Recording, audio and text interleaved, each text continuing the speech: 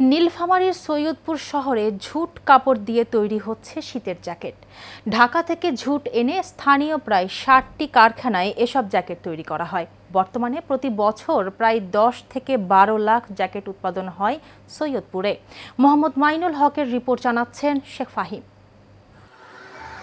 দেশীয় বাজারের পাশাপাশি ভারত, নেপাল, ভুটান সহ বিশ্বের বিভিন্ন দেশে যাচ্ছে সৈয়দপুরের জ্যাকেট, যেখান থেকে বছরে প্রায় ১০০ কোটি টাকা আয় হয়। নীলফামারীর সৈয়দপুর শহরে ঝুট দিয়ে তৈরি হচ্ছে এসব জ্যাকেট। শীত মৌসুম ঘিরে ইতিমধ্যেই দেশের বিভিন্ন অঞ্চলের পাইকাররা অগ্রিম অর্ডার দিয়ে যাচ্ছেন, যে কারণে ব্যস্ত এখানকার কারিগররা। গতবারের তুলনায় এবারে কাজ একটু বেশি হবে, কারণ সামনে শীত আসতেছে। এই জন্য সব জায়গায় কাজ চলতেছে মোটামুটি। আর গরমের সময় প্যান্ট সেলাই করি আর ঠান্ডার সময় জ্যাকেট সেলাই করি। আগে রেট ভালো ছিল, এখন মজুরি অনেক কম দেয়। আগে যদি যেটা মাল ১০০ টাকা দিত, এখন এই মাল ৮০ টাকা দেয়। আমাদের এই মালগুলো ঢাকা থেকে আসে। ঢাকা থেকে আসার পর এখানে আমরা তৈরি করি।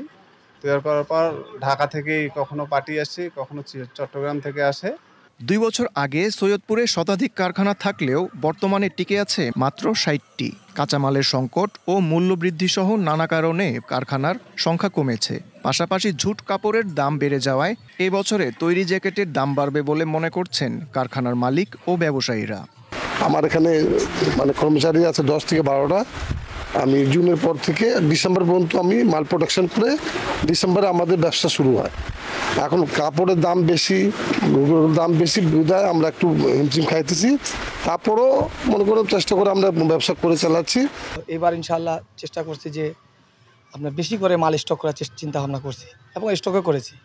গতবার চেয়ে এবার একটু রেট বেশি হবে, কারণ হচ্ছে যে আমরা জুট কাপড় যেগুলো আনি, অনেকগুলো কারখানা দেখা গেল ঢাকায় যে মিলগুলো বন্ধ রেখেছে, তার কোনো একটু বেশি রেটে কেনা হয়েছে।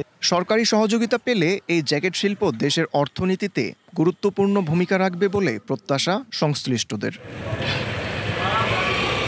Sheikh Fahim, Asian television.